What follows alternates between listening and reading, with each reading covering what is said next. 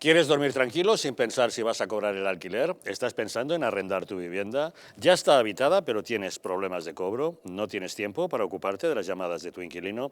Estas son solo algunas de las muchas preguntas que se han hecho los propietarios de viviendas y a las que el equipo de profesionales de Arrenda con más de 12 años de experiencia ha sabido dar respuesta. Seguro de impago, asesoramiento especializado, departamento legal propio para resolver judicialmente cualquier problema con tu inquilino sin que tengas que hacer ningún desembolso. Arrenda es un referente del sector inmobiliario que destaca por asegurar y garantizar a los propietarios el cobro de su renta el día 3 de cada mes. Si tú también quieres olvidarte de las preocupaciones y quieres cobrar el día 3 de cada mes, pues infórmate sin compromiso llamando al teléfono gratuito 900-120-121 o entrando en su página web arrenda.es. La Ley de Seguridad Nacional que está preparando Pedro Sánchez es, según los expertos jurídicos, un texto hecho a medida para que el Gobierno pueda actuar al margen de todo tipo de controles democráticos. La ley le permitirá requisar los bienes de los ciudadanos, intervenir sus propiedades, suspender su actividad y exigirles que realicen prestaciones personales en caso de que lo requiera el Estado en una situación de interés para la seguridad nacional. Aún no se conocen los detalles concretos de cómo se desarrollará el articulado, pero profesores, catedráticos, juristas y observadores están mostrando su preocupación ante una posible ley del exprópiese como la del chavismo venezolano. Esa casita que se ve ahí con 2 balcones. Y ahí lo que están en unos negocios, exprópiese. Este edificio aquí, ¿cuál es? También es un edificio que tiene locales comerciales de propiedad privada. Exprópiese, señor alcalde, exprópiese. Ese afán expropiatorio y esa política de intervencionismo en la propiedad privada y en la vida de las personas es algo que ya había defendido el hasta hace poco vicepresidente del gobierno de Sánchez, Pablo Iglesias. Ser demócrata es expropiar, aunque os duela. ¿Sí? ¿Qué es lo que haría un gobernante decente? Expropiar. La reforma de la Ley de Seguridad Nacional permitiría al Gobierno dotarse de una serie de atribuciones muy amplias si decide activar un estado de alarma, para el que no requeriría la aprobación del Congreso de los Diputados. Una norma que podría vulnerar los derechos fundamentales y permitiría al Ejecutivo extralimitarse en las funciones propias de un gobierno democrático, tal como advirtió ayer la presidenta de la Comunidad de Madrid, Isabel Díaz Ayuso. Una ley que deja abierta la puerta para que gobiernos populistas y totalitarios, presentes o futuros, creen un caldo de cultivo para declarar, por ejemplo, una situación de emergencia nacional y concluir el cambio de modelo constitucional o otras cuestiones.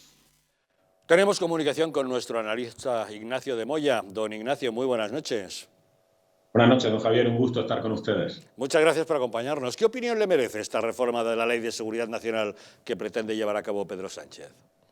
Bueno, me parece que es pues otro paso más, ¿no?, hacia el cambio de régimen hacia el que nos lleva, obviamente. A mí me recuerda mucho, o encuentro mucha similitud con la obra de Walter Lippmann de 1922, Opinión Pública, donde nos hablaba de cómo pasar de una democracia a una autocracia, o incluso con las políticas que aplicaba Vladislav Surkov en la Unión Soviética desde el principio de los 90, pero principalmente con Vladimir Putin, ¿no? Con una democracia guiada o tratando de llevar al país a una democracia administrada. ¿Qué es lo que trata de hacer Pedro Sánchez con esto, más allá de un cambio de régimen? Pues obviamente tratar de saltarse o tratar de evitar tener que llegar a la aprobación de un estado de alarma en un momento de crisis que se pudiera dar, obviamente, sobre todo a raíz de las posibles resoluciones que dé el Tribunal Constitucional en un momento determinado sobre algunas normas que se han podido aplicar durante el estado de alarma. Así evita, obviamente, ese paso y tiene las manos libres para hacer y deshacer lo que quiera, pero el tema es más grave de lo que parece, porque nos estamos centrando principalmente en que puede apropiarse de determinados bienes de las personas, pero realmente lo que está haciendo es apropiarse de la soberanía nacional, o sea, está apropiándose de toda la vida, de todas las vidas de todos los españoles, obviamente, y incluso por encima de las Cortes, incluso con más poder que las Cortes, con más poder incluso que el jefe del Estado, y eso obviamente nos lleva precisamente hacia un régimen más autocrático, donde decisiones arbitrarias de un determinado gobernante pues puede decidir cuáles son los designios de un país. No solo hablamos de bienes y de propiedades de personas, estamos hablando también del cierre o la utilización de empresas, de los propios medios de comunicación puestos a su servicio, y esto obviamente deriva y clarifica y confirma pues lo que Raymond Aron decía en su libro Democracia y Totalitarismo, ¿no? Cómo se llevan a cabo, o cuáles son los pasos para llegar de un régimen democrático a un régimen autoritario, siempre y cuando no sea por la fuerza. ¿Cómo se llega? Primero ganando unas elecciones, llegando al poder, monopolizando el poder, que en este caso en España lo vemos obviamente por los pactos que hay en el arco parlamentario con socios que quieren a todo menos a España. A partir de ahí tratan de monopolizar todos los medios de comunicación. Vemos como en España hay muchísimos medios de comunicación al servicio y comprados por el propio gobierno, que tratan de generar una verdad única o una verdad absoluta sobre lo que el gobierno dice, ¿no? Es como si fuese el pan nuestro de cada día y es la única verdad. A partir de ahí vemos cómo poco a poco trata de introducirse también en el sistema económico y en el devenir económico del país, que también lo está haciendo este gobierno, lo hizo durante la pandemia y lo está haciendo con el incremento bestial de impuestos en todas las esferas que puede, tratando de controlar así también un poco más y asfixiar y poner a su servicio a la ciudadanía. Y a partir de ahí, pues ya entramos en otros temas que podría ser el control también del ejército, la militarización de la sociedad, a través obviamente de otra serie de herramientas que no dudo que llevará a cabo. ¿Qué está utilizando también? Lo que hemos dicho muchas veces de la agitación y la propaganda, que es de lo que se vale, frente a la información y la certeza. Si nos damos cuenta, este proyecto de ley ha salido justo a la luz poquito después de que se aprobase la ley trans. Es decir, por un lado nos vende determinados mensajes y determinados resquicios de libertad, mientras que por otro lado lo que está haciendo es quitarnos precisamente esa libertad y volvernos esclavos de unas decisiones arbitrarias del propio presidente. Don Ignacio, hemos ilustrado algunas de sus palabras ahora con imágenes de Hugo Chávez. ¿Podemos entender que Sánchez está cayendo en la tentación dictatorial y que pretende convertir a España en un régimen bolivariano como el de Venezuela? Hombre, Sánchez no ha caído en la tentación, Sánchez de la manzana, Sánchez se ha comido la manzana entera, ¿no?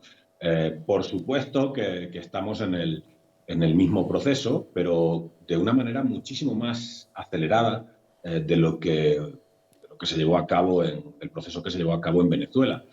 El problema es que la población venezolana pues ya llegó un momento que no tenía herramientas para poder luchar contra ellos. Nosotros, gracias a Dios, todavía, estando dentro de la Unión Europea y con una sociedad que todavía confío en que sea lo suficientemente coherente y formada y crítica con lo que está sucediendo, todavía podemos revocar esto que está ocurriendo.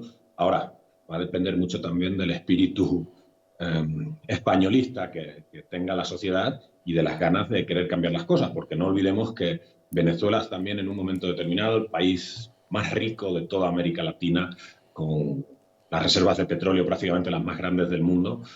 Pensaba que eso no iba a ocurrir, que a ellos no les iba a ocurrir como había ocurrido en otros países del entorno. Y en España creo que existe un poquito también ese pensamiento, como nosotros, un país de primer mundo, un país desarrollado, vamos a caer en eso. Bueno, Venezuela era primer mundo cuando entró en ese proceso, ¿no? Y creo que vamos en la misma dirección, sin ninguna duda. Espero que se pueda revertir, ya veremos cómo. Pero ante esta amenaza de nuestras libertades, ¿hay herramientas que nos puedan proteger? Llámese Tribunal Constitucional, no sé, el arbitrio de la Unión Europea, ¿algo? ¿Podemos defendernos ante esta amenaza? Yo creo que los medios de información internacional podrían ejercer una presión muy fuerte sobre lo que está ocurriendo en España, principalmente a través de medios europeos, ¿no? Ahora bien, si esta ley sale adelante, sabemos que es que ni siquiera el Tribunal Constitucional va a poder mediar en un momento determinado sobre las decisiones que tome el gobierno, porque esta es otra. Nos hablan de que se tomarán este tipo de decisiones en momentos de crisis. ¿Pero crisis de qué tipo? Crisis políticas, crisis económicas, crisis sociales, crisis sanitarias. ¿Quién mide el nivel de crisis? ¿O cuándo se considera que estamos en una situación de crisis para aplicar este tipo también de criterios? Como siempre, el presidente deja las cosas en un momento determinado de forma muy ambigua, para luego después, pues ya que vengan los elementos más graves. Ahora, ¿cómo se puede hacia el interior de España tratar de revertir esta situación? Yo siempre lo he dicho, no tengo la menor duda que nosotros necesitamos una marca común de la oposición. Mientras la oposición no esté unida, la oposición tiene un mensaje relativamente similar, pero la oposición no es una marca común. Y mientras no sea una marca común, vamos a tener Sánchez para mucho tiempo y mucho rato, porque seguramente dentro de 2 años, pues obviamente habrá elecciones. Yo quiero pensar que vamos a tener elecciones, porque en Venezuela también había elecciones. Ahora, bien dice Pedro Pedrosa muchas veces que una cosa es poder votar y otra cosa es poder elegir. Puede ser tanto el control, la permeabilidad que tenga en diversas instituciones este gobierno, que llegue un momento que nos encontremos en esa situación y ya no tengamos vuelta atrás. Yo no sé ya a nivel jurídico si la Unión Europea permitiría que se diesen determinadas situaciones en nuestro país, seguramente no, pero el daño que está infligiendo y el daño que puede ocasionar puede ser tremendo para la supervivencia del propio país, de la propia España como la conocemos, porque, como le digo, esto es un ataque contra la soberanía nacional y en esos momentos de crisis, ¿quién nos dice que además no saque adelante en un momento determinado el proceso secesionista de Cataluña, o en el País Vasco, o en Baleares, o en la Comunidad Valenciana, ¿no? Y es poco a poco va sumando ingredientes para llevarnos a un cambio de régimen que sea muy difícil poder darle la vuelta. Madre mía, veremos lo que nos depara este gobierno. Don Ignacio de Moya, muchas gracias como siempre por acompañarnos en Los Intocables.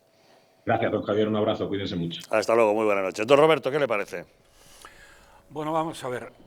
Miren ustedes, para llamar a las cosas por su nombre, la Ley de Seguridad Nacional lo que trata es de imponer un auténtico régimen de terror. La comparación que se ha hecho con el expropiese de Sánchez no es probablemente la más adecuada. Primero, bueno, por muchas razones. Hay 2 cosas que sí son comparables a lo que pretende este dictador, enemigo de España. Lo que pretende es lo mismo que hicieron las leyes habilitantes de Hitler. Miren ustedes, Hitler llega al poder democráticamente, no prendido con alfileres como el sátrapa de Moncloa, sino con una mayoría bastante aplastante, por no decir aplastante, pero lo que hizo inmediatamente es sacar una serie de leyes habilitantes que le permitieran perpetuarse en el poder y, por lo tanto, suprimir la democracia que le había llevado hasta el poder. Otro precedente de lo que pretende esta chusma totalitaria, y probablemente mucho más certero que esto, es lo que ocurrió después del 18 de julio de 1936. Podríamos ponerlo en febrero como un preliminar, cuando se dio un golpe de Estado con las elecciones que no ganó el Frente Popular, pero que al final se adjudicó.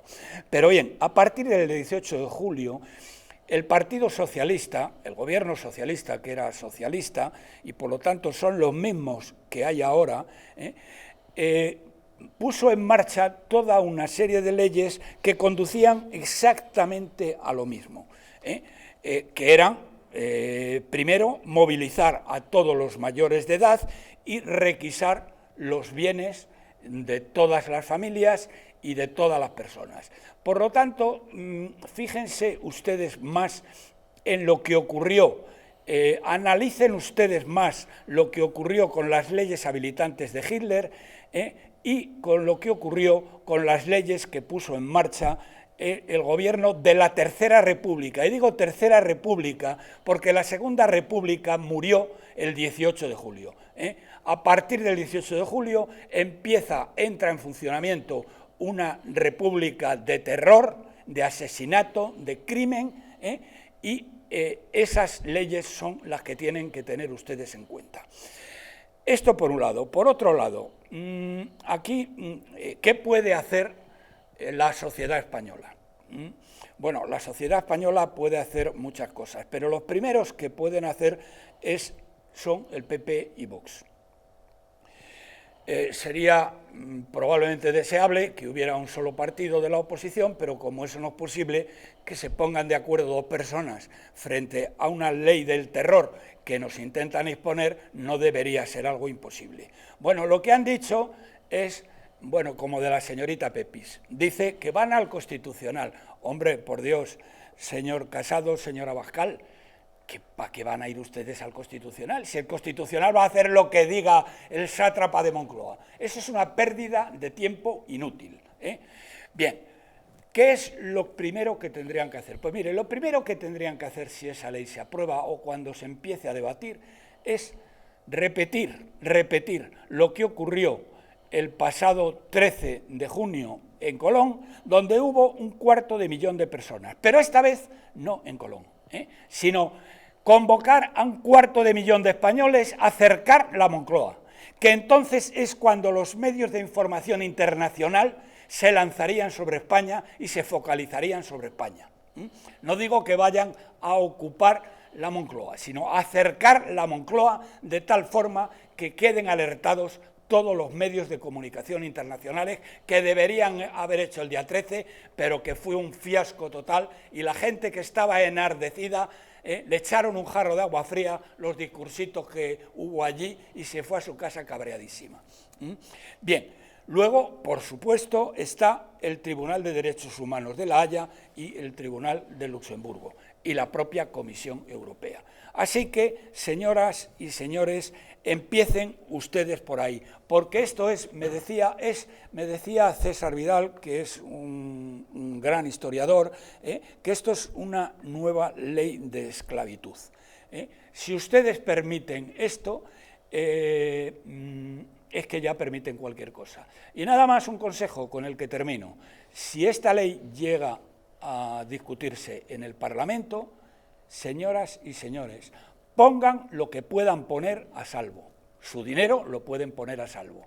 Es decir, saquen el dinero de España.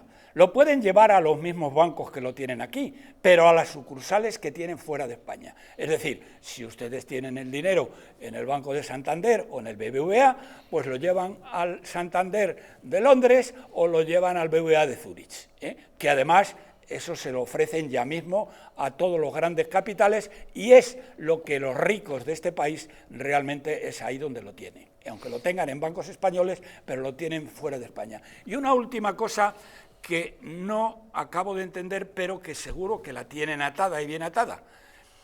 En teoría, porque estos tíos, a pesar de todo, es que tienen una minoría, Si esta ley se aplica tal cual, es que, bueno, a los catalanes, mejor dicho, a los separatistas catalanes, se los van a fundir si quieren con esta ley. Es decir, con esta ley se los pueden fundir.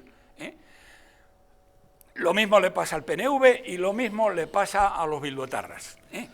Pero ya lo ha dicho usted, si quieren, y Sí, mientras no, necesiten pero su voto, no van a querer. ¿Qué tipo de acuerdo, lo que yo estoy poniendo encima de la mesa, que no conozco, qué tipo de acuerdo han llegado o van a llegar o piensan llegar con los separatistas catalanes y los separatistas vascos?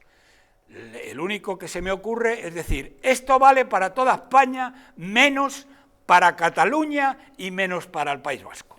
Esa es una posibilidad. La otra posibilidad sería, que esa sería peor todavía, que consideren una situación de crisis que justifique la puesta en marcha de la Ley de Seguridad Nacional, un referéndum, que sería además un referéndum fraudulento hasta con la F mayúscula en Cataluña, para la independencia. Es decir, este tío les concede esto, pero lo que no se puede permitir es que haya después elecciones, porque evidentemente el Partido Socialista jamás de los jamases volvería a gobernar en España. Veremos cuando llegue ese trámite parlamentario. Ahí hay un agujero que yo lo pongo encima de la mesa y ¿qué van a hacer estos tíos o qué les van a ofrecer a estos tíos para que voten a favor de una ley que les partiría por el eje? Algo habrá seguro, apunta usted bien, señor Bermejo. Bueno, o sea, se supone que la Ley de Seguridad Nacional, cuando se redactó en el año 2015, si no recuerdo mal, su objeto era defender las libertades, los derechos, ¿no? Un poco eso, ¿no? Es decir, las agresiones. Bueno, en esa ley ya el presidente del gobierno tiene unas facultades, bueno, prácticamente lo que se ha dicho aquí. Es decir, el artículo 29 dice que el presidente del gobierno hará el inventario de los bienes que quiere requisar. Ojo, también se habla de que hay indemnizaciones. Es decir, no sé... Esto es como una apropiación forzosa Eso está recogido hasta en la Constitución, que el Estado puede requisar un bien privado siempre con una debida justificación y a cambio de un justiprecio establecido por la ley. Por lo tanto, esta ley que quieren, no sé, actualizar, ¿no? Porque supongo que lo que quieren es actualizar la del 2015. Sí, ampliar atribuciones. Pues lógicamente también a los que les, como en las expropiaciones forzosas, que ¿no? Cuando hay una carretera o cualquier cosa te quitan la tierra, pues bueno. Entonces, dicho esto, ya a día de hoy la arbitrariedad del gobierno es total, O sea, es que tío, desconozco el borrador de la nueva ley, pero ya la arbitrariedad es total. Le han criticado mucho al gobierno, con razón, de que durante este año y medio no se ha acondicionado la ley para problemas de emergencia nacional como hemos tenido, ¿no? Como tenemos con la pandemia. Aunque yo, en mi opinión, creo que el estado de alarma es una herramienta que ya es suficiente, ¿no? para abordar esas cosas. Lo que pasa es que al gobierno de turno no le es cómodo tener que ir a las Cortes a que se lo... Bueno, por eso estableció Sánchez un estado de alarma que durante varios meses, sin necesidad de comparecer... Pero se lo aprobaron. Entonces, lo que digo con esto es que probablemente, a lo mejor esta ley lo que quiere es venir a suplir esa necesidad, ¿no? Que yo insisto, creo que no es necesaria, para que el gobierno de turno haga lo que le salga de las narices. Pero es que eso ya venía de antes. Lo que pasa es que a lo mejor se quedaron cortos en los articulados porque nadie preveía. ¿Puede servir esta ley para justificar cosas que ocurran en Cataluña o en el País Vasco, como dice Roberto?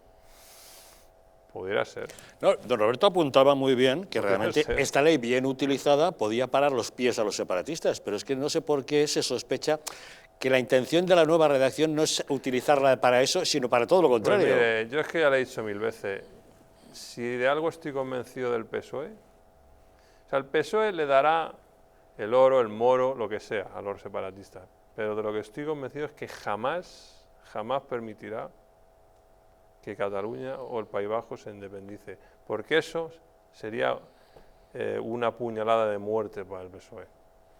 No si tiene la ley de seguridad nacional para perpetuarse. O para cargárselos, sin tener que aplicar el 155. Bueno, si eso supone acabar con la democracia, claro. Si no llegan a un acuerdo con RC y con los vascos, esto no sale, esto no se aprueba en el Parlamento. Por lo tanto, les tienen que dar unas seguridades de que esto no va contra ellos, y la única seguridad que le pueden dar es convoquemos un referéndum, y para que no les ocurra lo que tú estás diciendo, tienen ustedes la ley de seguridad nacional.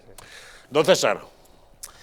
Pues hombre, teniendo en cuenta la poca credibilidad de Pedro Sánchez, es decir, ninguna, pues yo ojalá tengas tu razón, querido Juan Carlos, pero no sé si se lo darían, pero que lo intentarían hacer por la puerta atrás de forma encubierta y que no pareciese una independencia, aunque lo es, y estas cosas que le gustan a Sánchez y este thrillerismo al que nos tiene acostumbrados, pues yo no lo descarto en absoluto. Pero volviendo al tema de la Ley de Seguridad Nacional, evidentemente todos sabemos los fines para los que lo quiere hacer este gobierno, todos lo sabemos, pero como siempre le ponen el celofán buenista, porque la izquierda siempre es buena, es solidaria, es buen rollista y todo es muy happy con ellos, y ellos nunca tienen ninguna mala intención, evidentemente, ellos siempre son santos laicos sin lugar a dudas, ¿no? Y luego, a poco que escarbas pasa como con la pintura de un coche, que en cuanto a poco que escarbas te encuentras la chapa, ¿no? Pues esto es lo mismo.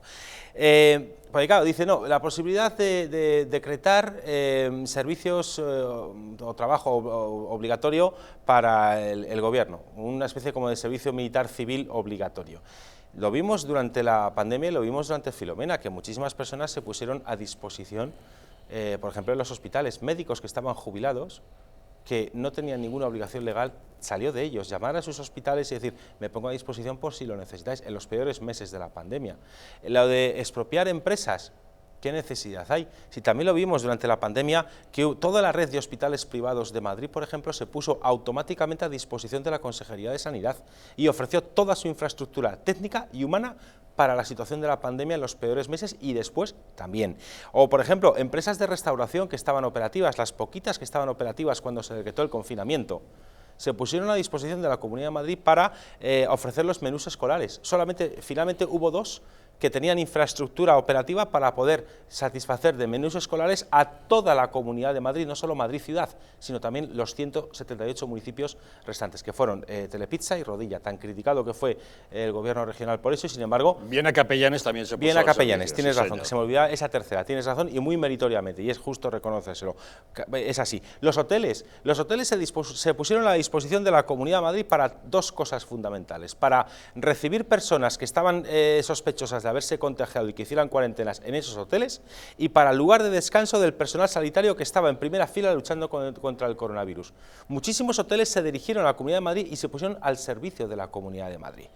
O el hospital de IFEMA, un hospital que se construyó en 1000 camas operativas en 72 horas, si no recuerdo mal, no me falla la memoria, más de 1000 empresas por su propia iniciativa se pusieron a disposición de la Comunidad de Madrid para levantar el hospital de IFEMA en 1000 camas operativas en 72 horas, para levantarlo y para que siguiera en funcionamiento los proveedores, todo el sistema, toda la logística que conlleva esa proeza que, por cierto, dijo la OMS que fue un modelo a seguir. Por tanto, una vez más se demuestra que este gobierno lo que quiere es aprovechar la pandemia, igual que aprovecha el medio ambiente, igual que aprovecha el feminismo, igual que aprovecha cualquier cosa que todos en nuestro sano juicio estaríamos de acuerdo entre la igualdad de hombres y mujeres, en cuidar el planeta o en tener recursos necesarios para luchar contra una pandemia, todos en nuestro sano juicio estamos de acuerdo con eso. Ellos cogen ese fin y después le meten toda una serie de medidas que no van encaminadas a ese fin, sino a que ellos tengan el poder y ellos tengan la capacidad de decisión. Por eso, en mi opinión, Pablo Casado ha hecho muy bien en decir que si esta ley se aprueba según lo que ha publicado los medios de comunicación, porque el anteproyecto no se conoce, lo van a llevar al Constitucional. Y claro que sirve recurrirlo al Tribunal Constitucional. Ya, por ejemplo, el Tribunal Constitucional declaró ilegal el nombramiento de Rosa María Mateo como administradora provisional única de Radio Televisión Española, puesto que, entre otras cosas, no lo había votado el Parlamento. ¿Verdad? Hombre, y hay casos que... Lo que habría que pedir al Constitucional es un poquito de celeridad. También. El Constitucional, ¿cómo puedes decir? El Constitucional está al servicio del sátrapa. ¿Cómo puedes tú pensar que va a servir? Vamos, me parece, por parte de Casado y de Abascal, me parece ser más tiernos que el Día de la Madre, excepto si es un paso para dar lo siguiente. Pero lo que tenéis que hacer es dejaros, mejor dicho, Abascal y Casado y Abascal, dejaros de chorradas, convocar a las 250.000 personas que estuvieron en Colón, e ir a acercar Moncloa. Es lo que tenéis que hacer, es lo que tendría impacto internacional, porque Vale. este es un régimen de terror el que quieren imponer estos miserables y estos tiranos. Echa la Es lo que convocatoria, quieren acaba hacer. César. Así que vamos a dejarnos de chorradas. Y también quiero recordar el tema de las expropiaciones. Una de las cosas que ocurrió, el gobierno de Sánchez, en los peores meses de la pandemia, se permitió, según llegaban aviones a Barajas, de la Comunidad de Madrid, por cierto, requisarlos. En una ocasión tuvo que ir la presidenta de la Comunidad de Madrid, Isabel Díaz Ayuso, a Barajas con un notario a levantar acta, por si Sánchez se quedaba con el contenido de ese avión que había conseguido traer la Comunidad de Madrid después de innumerables dificultades en la gestión. También ocurrió que se apropiaron o confiscaron los elementos básicos de la producción de gel hidroalcohólico, que es alcohol y glicerina, lo expropiaron y dejaron sin material base a muchos laboratorios que podían producir el gel hidroalcohólico, los dejaron desabastecidos. Hubo residencias de ancianos que consiguieron comprar en el mercado internacional mascarillas y EPIs para proteger al personal de trabajo en las residencias de ancianos, y Sánchez expropió eso cuando llegaron esos aviones a Barajas.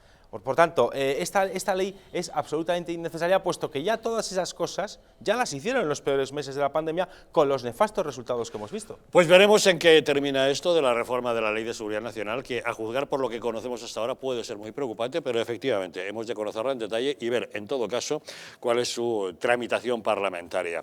Y una de las cosas que se ha mencionado ha sido durante la pandemia, en la que ya Isabel Díaz Ayuso le paró los pies a Pedro Sánchez. Bueno, hoy, además de que haya muchísima información y muchos temas que abordar, la imagen del día, una de ellas al menos indudable, es esa que se ha producido en el Palacio de la Moncloa. Isabel Díaz Ayuso, recibida por Pedro Sánchez casi 300 días después de la famosa cumbre de las banderas y después del triunfo electoral aplastante de Isabel Díaz Ayuso y después de la concesión de los indultos a los sediciosos por parte de Sánchez. ¿Qué es lo que cabría esperar de esa reunión? Bueno, una fotografía muy amigable, pero un contenido que ha sido todo un choque de trenes. Pausa y les contamos.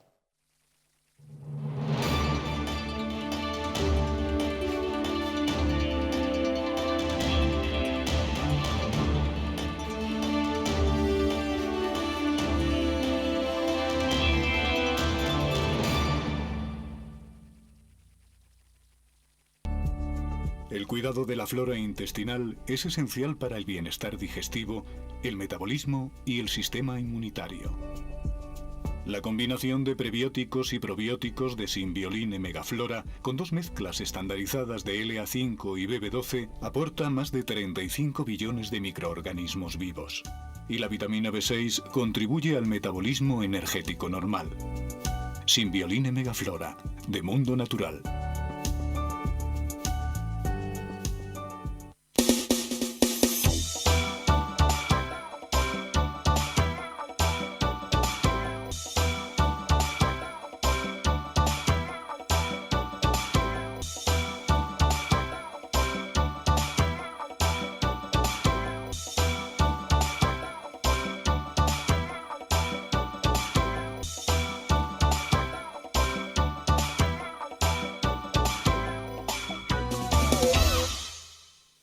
El estrés, la ansiedad y un ritmo acelerado de vida influyen de forma directa en la calidad de nuestro sueño.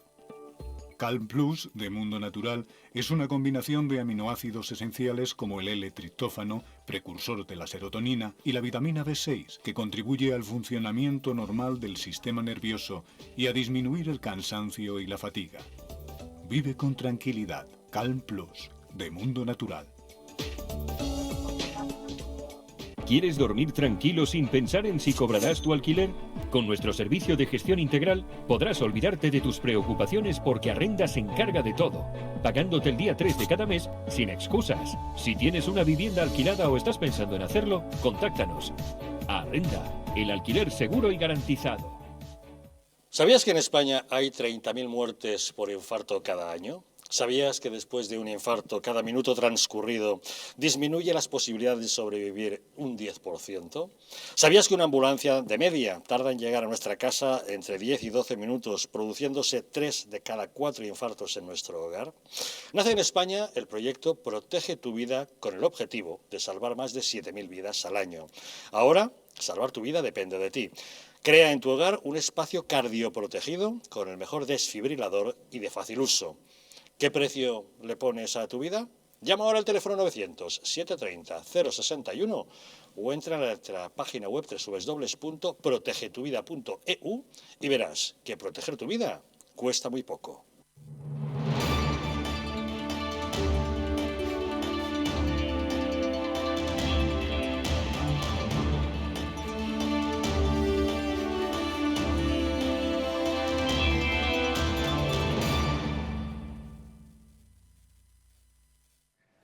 El principal riesgo de tener alto el colesterol son las enfermedades cardiovasculares. Hay ciertos factores que incrementan el riesgo de padecerlas. Algunos no son modificables como nuestra edad o los antecedentes familiares. Sin embargo, hay otros sobre los cuales podemos actuar si mantenemos una dieta y un estilo de vida saludables y realizamos ejercicio físico con regularidad. Dimecol Forte de Mundo Natural es un complemento alimenticio que incorpora la coenzima Q10 y el extracto de cardo mariano, así como levadura de arroz rojo. Y es que está demostrado que una ingesta diaria de 10 miligramos de monacolina K procedente de preparados fermentados de arroz de levadura roja contribuye a mantener niveles normales de colesterol sanguíneo. Así que no lo olvide, Divecol Forte de Mundo Natural, de venta en parafarmacias y tiendas especializadas en el teléfono 91 446 0000 o en su página web parafarmaciamundonatural.es. Primer encuentro entre Isabel Díaz Ayuso y Pedro Sánchez después de la aplastante victoria electoral de la presidenta madrileña y de los indultos concedidos a los sediciosos por el jefe del Gobierno nacional.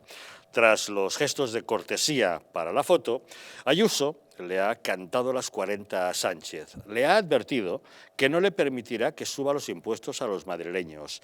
Le ha pedido que la prueba de acceso a la universidad, la EBAU, sea igual para toda España y también diversas modificaciones en la Ley de Educación, conocida como Ley CELA. Y le ha preguntado si piensa permitir que España siga secuestrada por unas minorías que la odian. También le ha exigido que sean los empresarios catalanes, ya que son ellos los que apoyan los indultos, que sean ellos los que paguen los gastos del separatismo. La presidenta madrileña ha dejado claro que los intereses de Sánchez y los de España son distintos. Por eso, mi principal misión en esta reunión ha sido también recordarle al presidente cuál es nuestro proyecto como Comunidad de Madrid y preguntarle a dónde va el suyo, dónde quiere llevar a España, cuánto cuesta el chantaje independentista, si va a dejarse engañar por ellos, si va a permitir que le roben España a los españoles. Si el presidente del Gobierno decide conducir a España por el camino de la normalidad, la sensatez, la unidad, lo de siempre, ahí tendrá la Comunidad de Madrid. Si por el contrario el Gobierno se va a dejar humillar, despedazar y hundir a manos de enemigos confesos, espantando a la empresa, al capital, a la inversión o a los estudiantes, desuniendo a esta gran nación, empobreciéndola o arrastrándola, que no cuente ni conmigo ni con nadie del Gobierno. Lo que está pasando y va a pasar en Cataluña es inaceptable e inconcebible para cualquier español.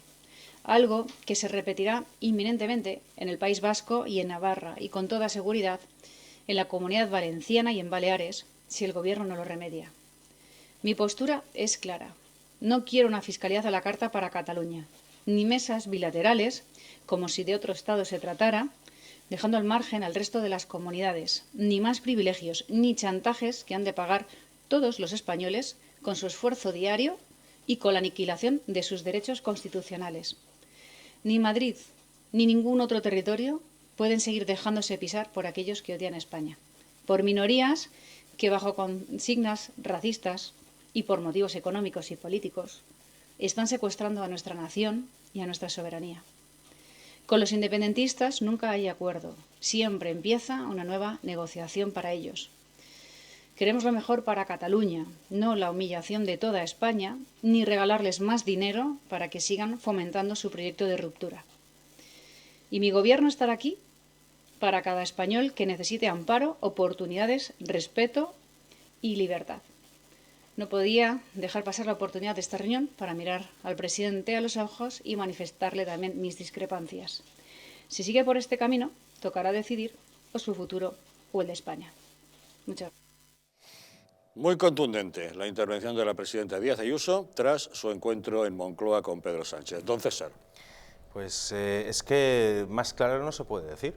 Es que en el contexto en el que estamos no hay precedentes en los 40 años de democracia de que el presidente del Gobierno tenga como socios a todas aquellas fuerzas políticas cuyo común denominador es precisamente acabar con España tal y como la conocemos. Es que, por desgracia, la presidenta Díaz Ayuso tiene toda la razón. Es que esto es así.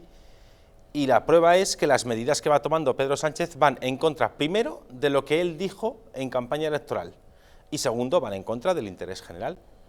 Y no solamente es que el señor Sánchez tenga como socios políticos a todos aquellos que políticamente tienen como fin la destrucción de España tal y como la conocemos, sino que además de que esos son sus socios, son socios delincuentes, una parte de ellos, que están condenados por delitos de sedición, de prevaricación y de malversación de caudales públicos, que son delitos gravísimos. Y a esos socios suyos delincuentes el señor Sánchez los ha indultado para que les sigan manteniendo en el poder. Ese es el cuadro macro en el que estamos. Por tanto, las palabras que ha hecho la presidenta Díaz Ayuso en Moncloa, que además yo creo que tienen un doble valor, porque una vez más ha vuelto a decir, ha vuelto a cantar las verdades del barquero, pero en esta ocasión las ha cantado desde la propia barca del barquero, al hacerlo en el propio Palacio de la Moncloa. Y yo creo que ha tenido un gran valor y un gran coraje de hacerlo en ese mismo lugar, aprovechando además la notoriedad y la expectación mediática, para usar ese escenario como gran altavoz para denunciar toda esta deriva a ninguna parte buena, se entiende, que nos lleva el gobierno de Pedro Sánchez. Pero dicho eso, eso es, digamos así, lo que más está copando los titulares de esta reunión y lo que más está llamando la atención de los medios de comunicación. Pero hay otra parte importantísima, ha habido un documento que la presidenta Ayuso le ha dejado al señor Sánchez, que tiene nada menos que 24 propuestas o peticiones en materias concretas de gestión que son necesidades de la Comunidad de Madrid y de las personas que viven en la Comunidad de Madrid, hasta 24 propuestas y peticiones de 8 áreas temáticas distintas, de 8 áreas diferentes, que son sanidad, educación, hacienda, familia y políticas sociales, transporte, medio ambiente, justicia, interior y cultura.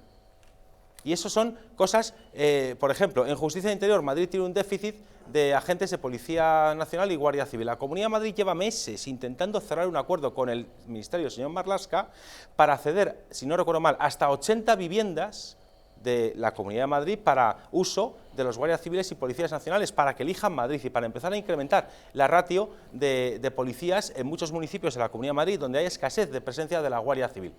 Pues el Ministerio del Interior, el señor Marlaska, no atiende esto. La Comunidad de Madrid, solamente el Ministerio de Sanidad le dio solamente 2 hospitales donde usar las últimas terapias médicas en tratamientos contra el cáncer, los llamados medicamentos CAR-T o CAR-T, que son medicamentos de última generación para tratamientos del cáncer. A Madrid solo le concedió 2 centros, le ha pedido la ampliación de esos hospitales, que haya más hospitales que puedan tratar este tipo de enfermedades. Le ha pedido que de una vez por todas controle Barajas, que desde que empezó la pandemia y antes, en Barajas no ha habido la diligencia debida y el virus entró fuera de España y la política exterior es incompetencia del gobierno central y siguen sin controlar Barajas. Y así hasta un total de 24 propuestas, la mejora de la red de cercanías, la construcción de variantes de la A1 y la ampliación de la A2 en materia de transporte, el fomento de la natalidad, cumplimiento de la financiación de la dependencia, la atención a los menores no acompañados, un montón de asuntos, el cambio de no cambiar el sistema de financiación, defender la fiscalidad de Madrid, todos asuntos de gestión. Por tanto, además de denunciar la situación macro nefasta a la que nos lleva Pedro Sánchez, la presidenta Ayuso ha ido con un documento en la mano, con medidas concretas de gestión, que es precisamente lo que no hace este gobierno, gestionar y resolver problemas para dedicarse a la propaganda y al conchaveo político para mantenerse en el poder. Don Juan Carlos. Sí, si ha hecho eso, pues me parece muy bien. Lo que pasa es que no lo hemos visto ni oído. Porque los medios se luego lo que quieren. Tampoco ella lo ha dicho. Permíteme el inciso. La Comunidad de Madrid ha distribuido ese documento yo a la prensa. Yo lo he oído, Yo en este caso corroboro lo que dice César. Así que parte de la base de que lo que ha dicho César es tal y como lo ha dicho. Mira, no me lo invento, lo tengo aquí. Comunidad de Madrid. Comunidad de Madrid. Propuestas para la reunión de la presidenta Isabel Díaz Ayuso con el gobierno. Aquí hay 8 áreas temáticas, hasta un total de 24 medidas muy concretas en diferentes materias, que este es el documento que ha dejado la presidenta Ayuso al señor Sánchez, ¿vale? Para que se ponga las pilas el gobierno central y en todas aquellas áreas de gestión compartida o donde hay que hacer una colaboración entre el gobierno autonómico y el gobierno central, para que lo haya. Aquí lo tienes. Pero, vamos a ver. No me lo invento. Pero si no te he dicho que te lo invente. ¿Ya? Si es que además eso es lo que tiene que hacer. ¿Ah? Lo que pasa que es que yo no le he oído eso en el discurso. Le he oído otro discurso. Y era un discurso de ámbito nacional. O sea, era el discurso típico de un... No, pero ¿has escuchado la comparecencia completa? No. Yo he escuchado aquí la que habéis puesto. Yo es que he puesto la parte que es de amplia. alcance nacional. Ya, pero que es amplia. Claro, sí, pero la he puesto muy larga porque me ha parecido interesante. Pero es una parte de la comparecencia, la rueda de prensa ha empezado hablando de todo lo otro también. Lo que pasa que es que, o sea, ella puede hablar 10 minutos, ¿vale? Pero le van a sacar esta parte. Pero eso no es culpa suya, ¿no? Porque habla de esta parte. ¿Por qué habla Isabel de esta parte? Pero eso es culpa suya, ¿no? ¿Verdad? Pero pues ya está. Pero sí. Vamos a ver. Yo he escogido esta parte porque me ha parecido interesante. Quizás te doy la razón por tanto. Es que esta es la parte... De alcance nacional. De alcance. Correcto. Es decir, lo otro se da por hecho, que lo tiene que hacer, si es que eso es lo que tiene que hacer. Pues lo ha hecho, sí. Vale. Pero es que este discurso, ¿por qué es relevante? Porque lo hace ella y no lo hacen otros. ¿Está claro? Es relevante per se. Sí. Es relevante por lo per se. tanto. El tema es que si yo no la estoy reprochando que diga eso. Pues lo parece. Yo no sé lo que os parece a vosotros, me importa un higo. Lo que te estoy diciendo es que lo relevante es que sea ella la que tiene que decir esto. ¿Me he expresado con claridad? Sí, sí, se lo entiende todo. Alto y claro. Usted está echando de menos a líderes nacionales adoptando este papel y frente a ella, que es una líder regional. Pero bueno. Hay que tener en cuenta una cosa, creo que ya sé por dónde vas y si no es así, pues tú me corriges, querido Juan Carlos.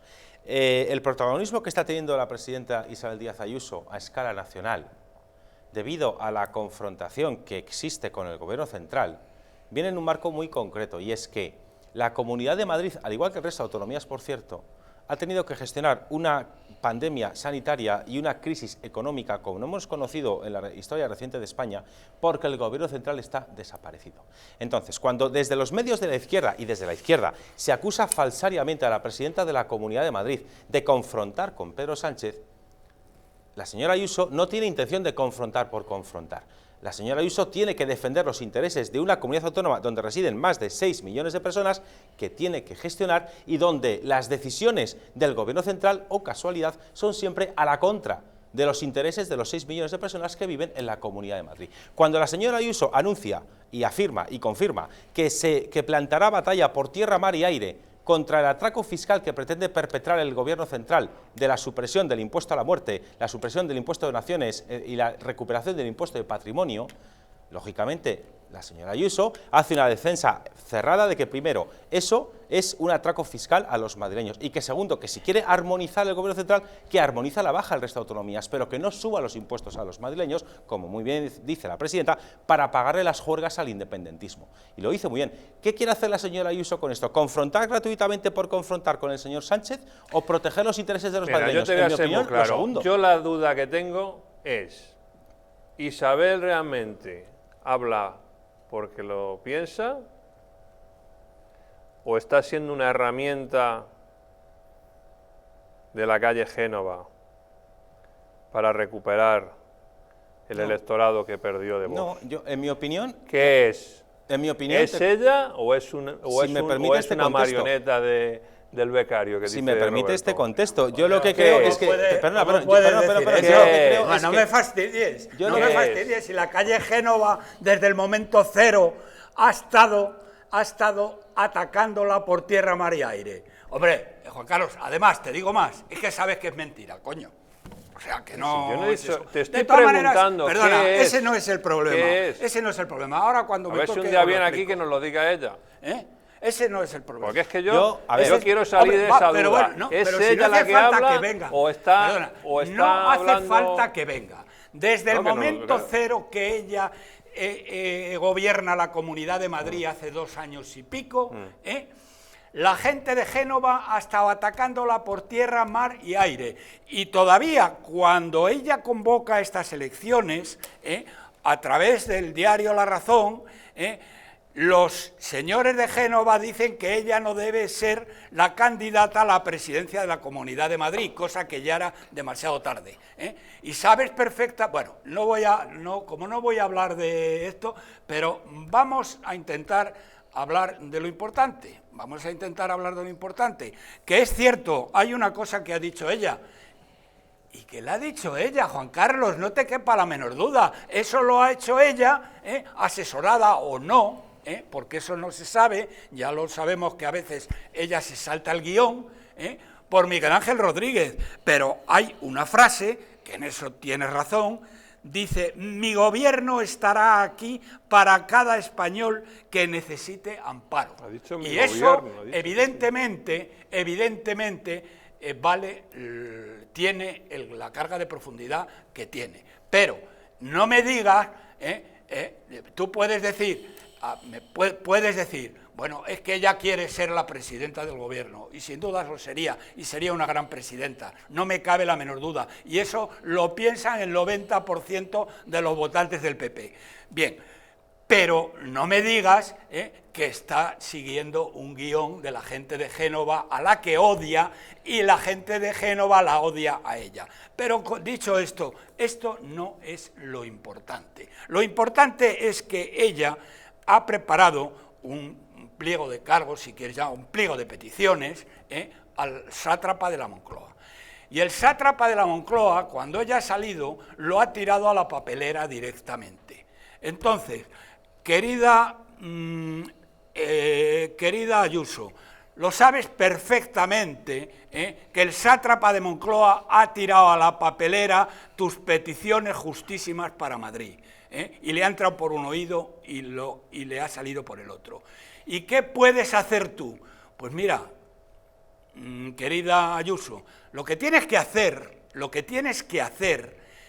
dejando pasar un tiempo prudencial para que veas que no te hacen ni caso, cuando lo tengas, no digo claro del todo, sino ya apunte maneras, que veas que no y que tengas una razón para ello, le pides audiencia a Ursula von der Leyen, que te la va a dar. Te lo garantizo, te va a dar audiencia y vas a explicar a Ursula von der Leyen cómo está repartiendo los fondos europeos, que además son una miseria, Ayuso, porque desde ya hasta el 31 de diciembre del año 22, es decir, en los próximos 18 meses, nos van a dar 37.000 millones de euros, 37.000 millones de euros, que es una miseria, Isabel, porque en los últimos 13 meses, acabando en abril pasado, el Banco Central Europeo nos dio 300.000 millones, 160.000 al gobierno y 140.000 a la banca para que no quebrara. Compárame, Isabel, 37.000 millones en 18 meses frente a los 300.000 que se han fundido estos tíos. Tienes que ir a Bruselas, tienes que explicarle cómo este tío está repartiendo el dinero de una manera absoluta y totalmente electoralista, y se pasa por el forro lo que le has mandado, y lo va a tirar a la papelera. Así que si quieres hacer algo útil, si quieres defender Madrid, vete preparando una entrevista a von der Leyen, que no te la puede negar, y te la va a dar con toda seguridad, y le cuentas a ella lo que está pasando. No, César. Yo, en relación a la pregunta que planteaba Juan Carlos, de si la presidenta de la Comunidad de Madrid hablaba por interés propio o como ariete de terceros, me ha parecido entenderte, ella lo ha dejado muy claro, que su prioridad y su ocupación primera y única es defender los intereses de la Comunidad de Madrid, y también, puesto que el hecho diferencial de Madrid es que en Madrid nos importa lo que pasa en toda España, también a la presidenta Ayuso le preocupa, evidentemente, la deriva a la que Pedro Sánchez lleva a toda España, pero derivado con una motivación primera, que es la gestión de la Comunidad de Madrid, que no olvidemos que es el motor económico de España gracias a las políticas que se emprendieron en Madrid desde el año 2003 con Esperanza Aguirre ya como presidenta, de bajada de impuestos, de apostar por la incentivación económica, la libertad de horarios comerciales, etcétera, etcétera, etcétera. Eso viene de ahí, y esas políticas han puesto a Madrid en el primer lugar del ranking de la economía española. Entonces, ahora, evidentemente, con esos buenos resultados acumulados después ya de 18 años de practicar esas políticas de bajadas de impuestos, los madrileños se han ahorrado con las bajadas de impuestos emprendidas desde el año 2003 nada menos que 56.000 millones de euros en impuestos autonómicos. Eso supone una media de 16.000 euros por madrileño, más o menos, en términos medios, ¿verdad? Pues eso, que ahora está dando tan buenos frutos y que ha permitido tener un sustrato mucho más fuerte a Madrid para afrontar la crisis económica del coronavirus, pues eso es lo que la izquierda quiere acabar con ello. Y eso es lo que la presidenta Ayuso está defendiendo, en mi opinión, con muy buen criterio, a capa y espada. Y además con la suerte añadida o con el resultado añadido de que eso en la calle se le valora. La presidenta Ayuso hace unos días estuvo en las ventas, oleada de aplausos, igual que el alcalde Martínez Almeida, por cierto. Todo el mundo que ha ido con Ayuso por la calle dice que es como ir como con Madonna, no sé de quién era la frase, pero una cosa similar. El señor Sánchez es que allá donde va le tienen que montar un cordón de seguridad para alejar al máximo posible a la gente, porque le dicen de todo menos bonito. en fin, de la sensación y de la oposición que hay ante este gobierno, ¿no? Entonces, yo lo que creo es que la presidenta Ayuso lo que hace es velar por los intereses de Madrid, y al velar por los intereses de Madrid, por los de toda España, porque Madrid es la comunidad económica locomotora de España, y porque Madrid, el hecho diferencial de Madrid es que aquí nos preocupa lo que pasa en toda España, aunque solamente sea porque de la totalidad de los madrileños ascendemos en nuestro árbol familiar, y todos tenemos familiares en otras partes de España, y por tanto a todos nos preocupa lo que pasa en otras partes de España. Muy bien, pues se va a poner interesante Génova cuando llegue la nueva incorporación en otoño, que será el señor Rivera, y ahí va a estar todo muy... Eso es un pronóstico tuyo, muy ¿no? Interesante. No es un pronóstico, es un tema, es un hecho, es una ambición y es lo que va. Pero ¿a dónde se va a incorporar? ¿A Génova o a la Comunidad de Madrid? A Génova. ¿O al Real Madrid? A Génova. A Génova. Génova. Él quiere ser el líder de la CEDA, la nueva CEDA, la CEDA del año 2023, que serán las elecciones. ¿Y Casado le va a poner la sombra roja? Porque... Rivera considera a Casado un mindundi. O sea, él, digamos, lo que quiere es meterse ahí dentro y hacerse ¿Pero hueco. de qué se va a meter? ¿De botones? No, botones, no, él querrá, ya sabes. Hombre, porque como no sea de botones, pero, Casado tendría que estar muy loco. Pero para ¿sabes meterle? lo que le digo yo a Isabel? Que ahora cuando terminemos este programa, nos vamos a ir a la terraza de ahí fuera, que hace una noche fresquita, y nos vamos a tomar una cerveza a la madrileña. A la madrileña. Pero bueno, hablando de Albert Rivera, carne, va a haber convención de Ciudadanos, ¿no? ¿Este fin de semana? El próximo sábado. El próximo sábado, sí. Sí, este no, el siguiente. ¿Y qué va a ocurrir en esa convención de Ciudadanos? Cuéntenos. Bueno, lo que va a ocurrir, por ejemplo, es que Rivera no va a estar. Ni ha pedido estar, ni le han invitado. Bueno, ya no está en Ciudadanos, ¿no? Sí, él es afiliado. Sigue siendo afiliado. Sí, lo que pasa es que, fíjese usted, ni en las elecciones de Madrid y la de Cataluña, es que no movió ni el meñique. O sea, es que ni siquiera puso un tuit de apoyo a los candidatos, absolutamente nada. Pero bueno, hay una convención y ahí es una convención política, no es ejecutiva. Se va a hablar del futuro del partido, se va a hablar del futuro de España, de los problemas que tiene en los desafíos, y se va a lanzar la nueva imagen que va a ser liberales. ¿Va a haber una especie de refundación de Ciudadanos? No, en ese momento no. En ese momento no, porque la ejecutiva va a seguir siendo la misma. Pero me estoy refiriendo casi a una catarsis ideológica, es decir, ¿van a buscar un nuevo espacio? No, porque eso solamente se puede dar en una asamblea. Correcto. Decidir la estrategia, los valores, la política. Pero sí van a marcar esa línea que el liberalismo va a ser su eje fundamental. Es una especie, es un elemento propagandístico para intentar relanzar la imagen, e insisto, se va a relanzar la imagen liberales. Ese va a ser la nueva... ¿Aventura usted que quizá en una asamblea posterior incluso el partido puede llegar a cambiar de nombre de Ciudadanos por el de Liberales? Sí, yo creo que es lo que está... sí, porque esto sería un poco la antesala, ¿no? Y luego probablemente se haga una asamblea extraordinaria y se cambiará el nombre del partido y se cambiarán cosas. Yo creo que a día de hoy... Piense usted que todavía estamos en fase de descomposición, ¿no? O sea, todavía es que los errores cometidos son todavía muy recientes. Todavía hay gente que se está yendo, todavía hay gente que está saliendo y tal, y eso pues tardará un tiempo en frenarse, vamos a llamarlo así, y a partir de ahí es cuando puedes empezar a... Es que Ciudadanos, tras los errores cometidos tan recientemente, aún no se ha rehabilitado ante la opinión pública. Todavía no ha tenido una situación que le permita recuperar una cierta confianza. Vamos a ver, hoy a nadie, prácticamente a nadie, le importa lo que haga Ciudadanos. Esta es la realidad. En la calle a nadie le importa lo que haga Ciudadanos y a la opinión pública menos.